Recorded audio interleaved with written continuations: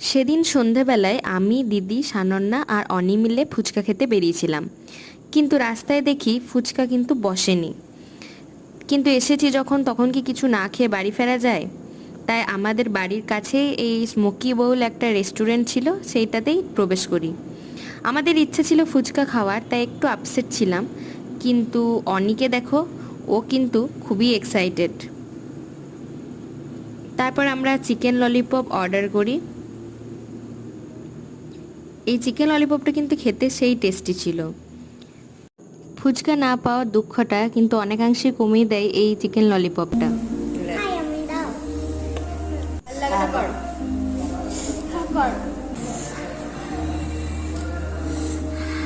এরপর ফেরার পথে দেখি মন্দিরে আরতি চলছে।